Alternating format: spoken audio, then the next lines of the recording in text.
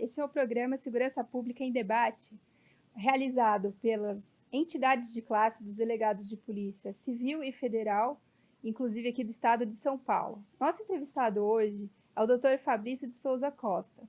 Ele é delegado de Polícia Federal, tem mestrado e também especialização. O mestrado dele em Direito da Sociedade e da Informação. Nós vamos falar hoje de um tema muito importante, que é a reforma administrativa e o fim da estabilidade. E passo a palavra a ele, inclusive é nosso tesoureiro da ADPF em São Paulo. Doutor Fabrício, bem-vindo ao nosso programa. Obrigado, Tânia. É um prazer estar aqui. Muito obrigada. E queria já inicialmente aqui lançar uma pergunta importante, porque nós estamos já sendo bombardeados por informações sobre a reforma administrativa. Então, na sua opinião, o que pode ser que venha por aí, inclusive que afete a própria segurança pública? O que vem por aí é uma proposta de emenda constitucional que vem sendo anunciada com o objetivo de reduzir a despesa com o pessoal, no âmbito da União, principalmente. Então, essa PEC ela vem dentro dessa política liberal de Estado, de redução do Estado e de enxugamento da máquina pública. Então, uma das principais medidas que vem sendo anunciada é o fim da estabilidade dos servidores públicos. E, infelizmente, essa medida não necessariamente vai representar um ganho para a sociedade brasileira, porque ainda que, do ponto de vista dos números, das finanças públicas, isso venha trazer algum alívio para as contas do governo, isso não vai se refletir numa melhor prestação do serviço público para a sociedade. Isso é bem importante de ser dito mesmo. Imagina na segurança pública também, né? Como que ficaria isso? Exatamente, porque dentro dessa política de redução de gasto público, o Estado também a administração não pode perder de vista que o Estado tem missões fundamentais, né? Ele tem que atuar na saúde, na educação, na segurança pública e na previdência. Então, são áreas que são essenciais para a sociedade. E você, reduzindo a quantidade de profissionais que atuam nessa área, você tende também a diminuir a qualidade na prestação de serviço. Porque se hoje a queixa realmente é que não tem médico, não tem estrutura, né, nos hospitais públicos, que a educação também é muito fragilizada. Então, seria até um contrassenso imaginar que, tirando a estabilidade daqueles médicos, professores que já trabalham com tanta dedicação, mas não possuem os meios, tirando a estabilidade, aquilo ali tende até a piorar, então, né, se formos pensar. Sim, é possível, principalmente com essa também, essa possibilidade de redução da jornada de trabalho dos servidores. Então, se a administração pública pretende reduzir jornada de trabalho nas áreas típicas do Estado, isso com certeza vai se refletir, porque a intenção é de não contratar novos profissionais. Então, haverá só uma redução de pessoal. E por mais que o governo divulgue que as novas tecnologias serão fundamentais para a melhoria da eficiência do Estado, é muito difícil você aplicar essa tecnologia, essas inovações tecnológicas na prestação de serviços como saúde e educação, né? Ainda que na educação você consiga fazer uma educação à distância, é muito difícil você conseguir aplicar isso na saúde e na segurança pública. Então, você não... Na verdade, essas ferramentas elas têm que servir para auxiliar os profissionais, né? Às vezes até problemas banais de mau funcionamento de rede, que impedem até que você use um programa avançadíssimo de computação, até na polícia isso às vezes acontece. Então, na realidade, não seria o fim da estabilidade do servidor ou o enxugamento da sua carga horária que resolveria outros problemas estruturais mesmo, né? De investimento em tecnologias ou outras formas ali de tornar mais eficiente a administração. Então, realmente há muitas falácias, né? Então, eu queria até que o senhor falasse, assim, de alguns mitos, né, que vêm sendo proferidos aí nessa campanha da reforma, que ainda não foi começada, mas em breve já deve apresentar o texto dessa PEC. Falam, assim, que a estabilidade seria um privilégio, né? A estabilidade do funcionalismo.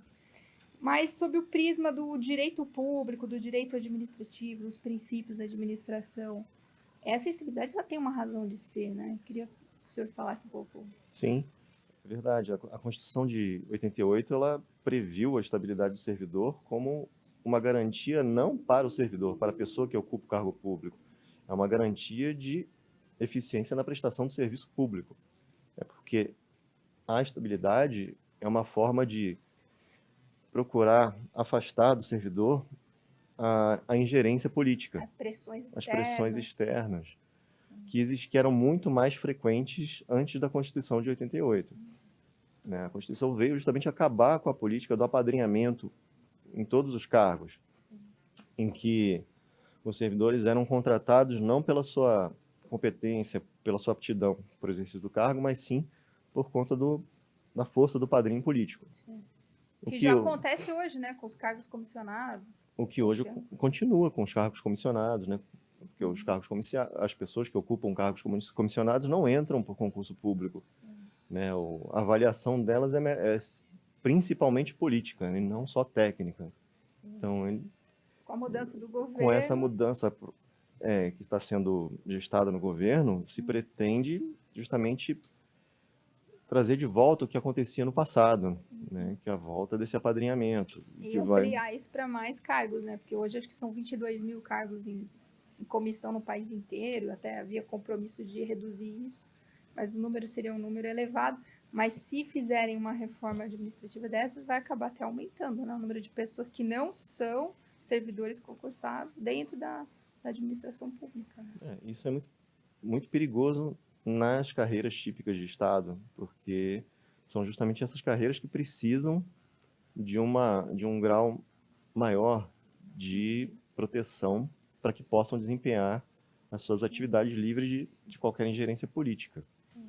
Até países assim com menos desenvolvimento que o nosso, a gente tem conhecimento ali que um juiz não tem estabilidade alguma, não que pretendam fazer isso aqui, mas é um exemplo de como o judiciário em outros países é muito frágil, né? Que eles trocam o juiz a qualquer momento ali, sob a vontade do governante.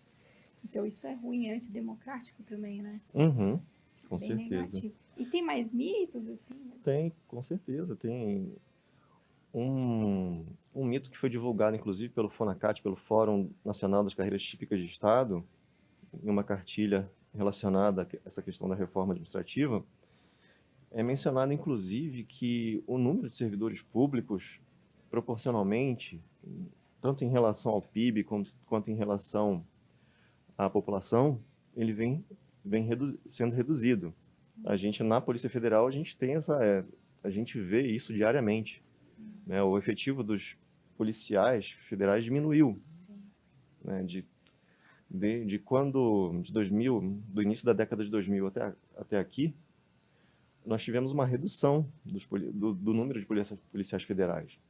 E isso é uma coisa que atingiu outras carreiras. Eu tenho conhecimento de que na área de ciência e tecnologia houve uma redução do número de servidores na área dedicados à pesquisa científica. Isso causa um impacto muito grande e negativo. Isso causa impacto justamente na produção científica brasileira. O Estado brasileiro simplesmente decidiu que essa carreira, a de ciência e tecnologia, pelo menos na área de pesquisa, ela não é tão relevante para o Estado. Sim. E também eu vejo aquele mito, né, de que o sistema é insustentável e que são necessárias diversas reformas e tal. É claro, ninguém deseja que o Estado seja realmente um gigante que não consiga se manter. Isso ninguém deseja. Até vimos nos anos mais recentes muita criação de órgãos, agências reguladoras e tal. E muitas vezes talvez não precisaria de tanto, né, como que funcionava bem antes, e de repente agora surgem tantos órgãos públicos, e aí fica realmente difícil de fazer a gestão dos bens públicos, né?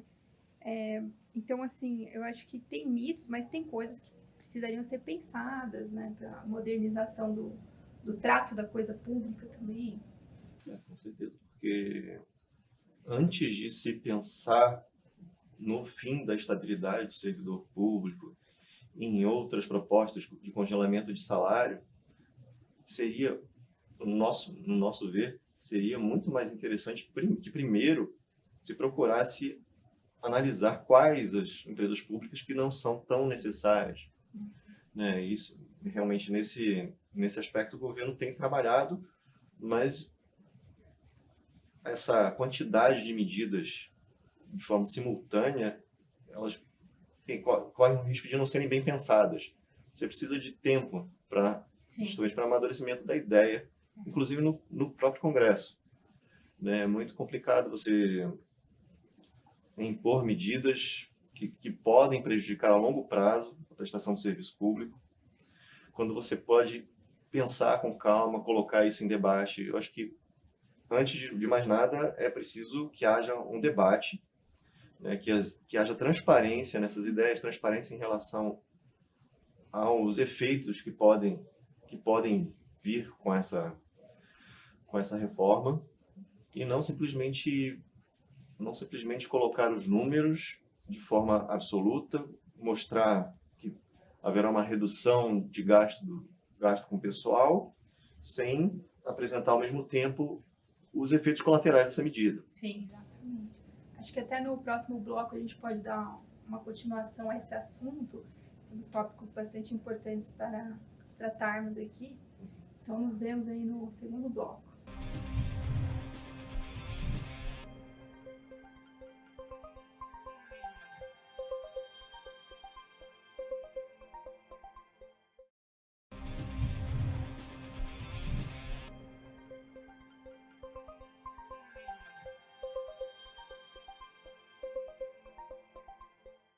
Olá, esse é o programa Segurança Pública em Debate e voltamos aqui com o tema Reforma Administrativa e o Fim da Estabilidade, com o Dr. Fabrício, delegado de Polícia Federal e tesoureiro da nossa Associação dos Delegados de Polícia Federal em São Paulo. Dr. Fabrício, pensando assim em termos de diretrizes, o que poderia ser feito para uma reforma administrativa republicana e democrática? Olha, acredito que, em primeiro lugar, seria implementar o que já existe em termos de controle, porque a estabilidade não é absoluta, né? Ao contrário do que se afirma, não é verdade que os servidores, uma vez que tomam posse do cargo, eles ficam lá eternamente e não estão sujeitos a nenhum tipo de controle. Isso É uma é um falácia, equívoco, né? porque existe o controle, nos últimos anos houve demissão de servidores públicos. Sim. Pelo regime jurídico único da União, os servidores estão sujeitos às penas de advertência, de suspensão, demissão, inclusive de cassação da aposentadoria. E são medidas que têm acontecido na prática. Na Polícia Federal, especificamente, a gente pode dizer com segurança que é o órgão que mais demite dentro do Serviço Público Federal. Sim. Eu já vi lá aqueles quadrinhos da CGU, né, da Controladoria Sim. Geral da União. Realmente é cortado na carne quando há algum desvio de conduta passível de demissão. Sim. E a gente percebe que esse argumento de que a estabilidade é nociva para o servidor público, mas isso não se sustenta, porque o que existe, na verdade, é uma ausência de políticas públicas voltadas à capacitação do servidor público. Esse é um grande problema mesmo. O que existe na prática é um pouco de acomodação do servidor público, motivada também por essa ausência de políticas de capacitação. Porque muitas vezes passam-se ali 10 anos, às vezes um policial não teve nem curso de tiro, agora melhorou, claro, mas teve um período ali que saía-se da academia de polícia e não tinha nenhum treinamento, uma manutenção, a não ser que o próprio policial pagasse do seu bolso para fazer um curso de tiro. Então, essa questão da capacitação é fundamental, até para que o servidor, e aí estamos falando de todas as categorias possíveis, ele sempre procure evoluir também e se aperfeiçoar, e aquilo reflete no seu trabalho, né? Então, realmente, a falta de capacitação e de uma visão, não adianta um curso pro forma, EAD, não, teria que ser um curso realmente bem feito, até presencial, porque o curso EAD ele é importante até um certo ponto, porque tem coisas que tem que haver uma discussão também, né, pessoalmente ali, entre esses agentes públicos que atuam principalmente essas carreiras de Estado. Então, muitas vezes também o Estado tentando economizar acaba fazendo uma coisa péssima que reflete também contra o interesse público, né? Que às vezes até um conceito que é esquecido ali. Sim. E um dos pontos da reforma administrativa é justamente transferir a responsabilidade da capacitação para o próprio servidor público. Sim. Dentro da reforma, dessa proposta de emenda, existe a ideia de que o próprio servidor ele tem que se atualizar. E ele vai ser o responsável pela sua própria atualização. Só que a gente entende que isso, na verdade, deve ser uma responsabilidade da própria administração pública, que deve ver qual a melhor capacitação para o seu funcionário, estabelecer qual o curso pode ser mais relevante para a área de atuação dele. Sim. Porque Não adianta padronizar, né? Curso EAD para todos os policiais. Não, mas tem a polícia judiciária, tem a polícia ostensiva, cada polícia... Por mais que, né, procurem, talvez, simplificar os cursos, eu vejo realmente muito, muito clara essa deficiência aí. Existe também a ideia de trazer maior mobilidade para o servidor público, possibilitando que um servidor saia de um órgão, vá atuar em outro. Isso, talvez, na iniciativa privada, em algumas empresas, seja possível, seja bom, seja eficiente, dê lucro para a empresa. Mas a gente não pode esquecer que o objetivo do Estado não é gerar lucro.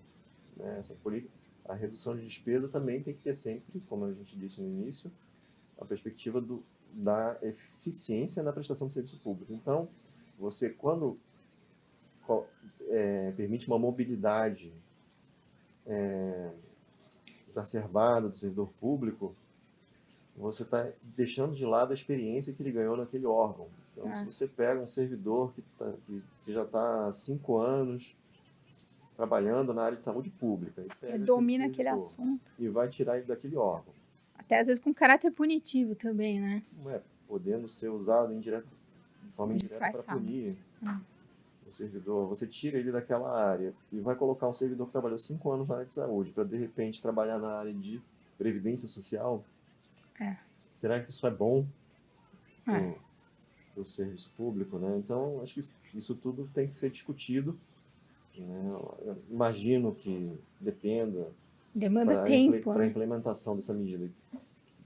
Isso depende de regulamentação, vai ter que ser avaliado, mas a reforma em si, essa proposta em si, esse ponto específico, não necessariamente vai acarretar uma melhor prestação do serviço público.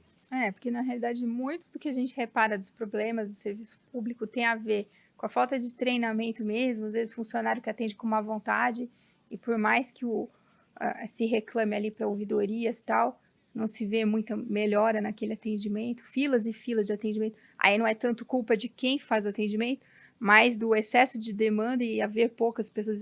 Acho que esse é o problema mais frequente na realidade.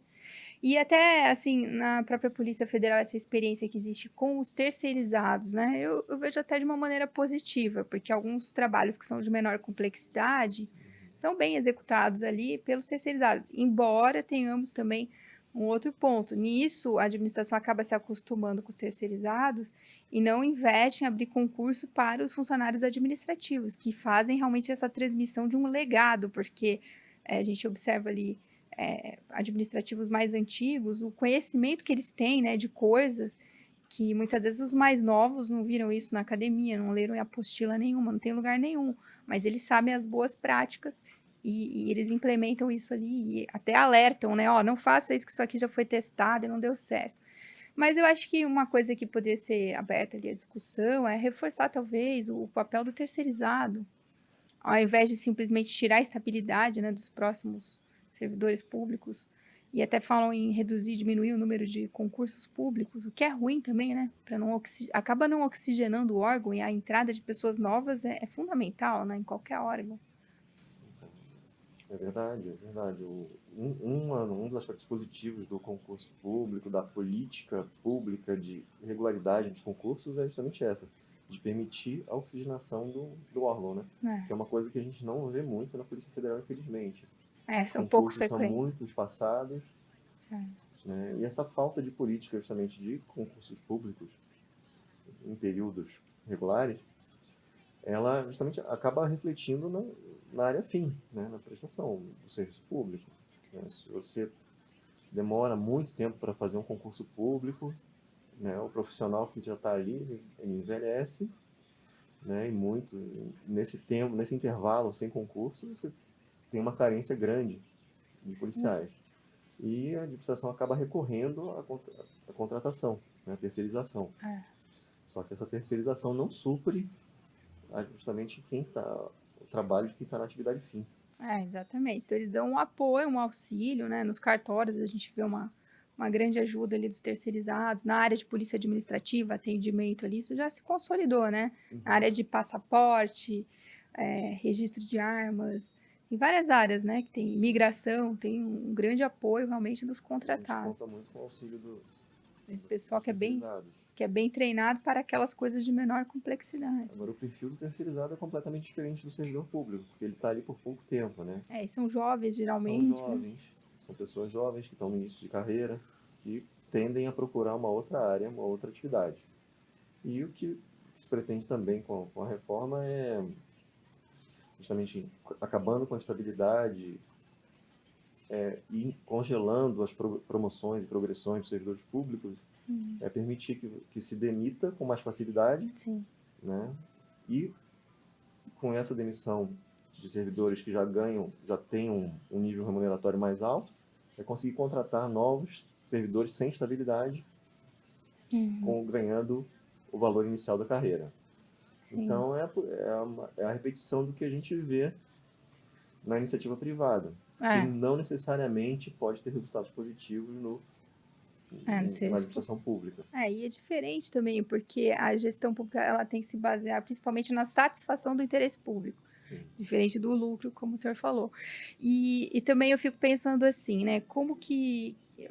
Tem coisas que não podem ser feitas de maneira tratorada, né, como alguns gostam de falar. Tem que ser refletido com calma, porque isso gera um impacto muito grande.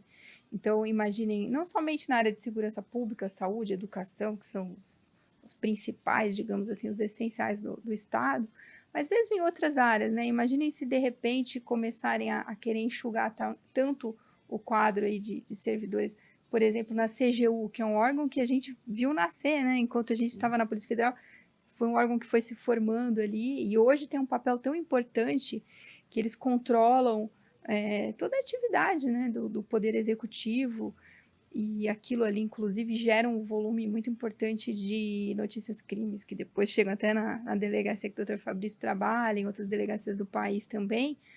E isso daí é fruto de um aperfeiçoamento das instituições de Estado. Então, quando falo aí do estereótipo do servidor público acomodado com o serviço, são questões ali que são superficiais, na verdade, muito provavelmente são mitos ali colocados por pessoas que nem conhecem muito bem o serviço público, como que funciona, e o concurso público ele serve justamente para escolher os melhores profissionais. Então, às vezes, existem ideias que circulam por aí de ciclo completo, de que um servidor se transforma em outro sem concurso, ou por indicação política. Isso não é nem um pouco desejável, isso daí destrói qualquer instituição de Estado, né?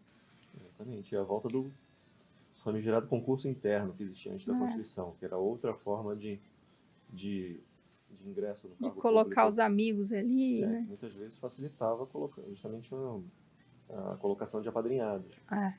E é bem danoso isso, né? E à medida que vamos nos aproximando aqui do fim do programa, queria mostrar aqui a nossa revista. Demorou um pouquinho, mas chegou a revista da ADPF, sobre os inquéritos resolvidos. Vejam, o índice de eficiência e eficácia elevadíssimo. 94% dos inquéritos policiais, dos crimes relacionados à corrupção, desvio de recursos públicos, foram solucionados, grande parte deles, com a elucidação e identificação da autoria desses crimes. Isso então, veja. Com pesquisa do CNJ. Né? Exatamente, a pesquisa do próprio CNJ, ou seja, não é a Polícia Federal que está falando, é uma pesquisa científica que foi feita, e isso mostra que é um órgão eficiente a Polícia Federal, e poderia ser melhor ainda se tivesse recursos. E, por fim, né, doutor Fabrício, convidá-lo aí para participar do nosso Fórum IACC, que vai ser no dia 26, começar no dia 26 e se estende até o dia 27 de novembro, lá no Centro de Convenções Frei Caneca. E o site, para quem quiser se informar mais, tem informação lá no site da adpf.org.br e tem também no site forumiacc.com.br.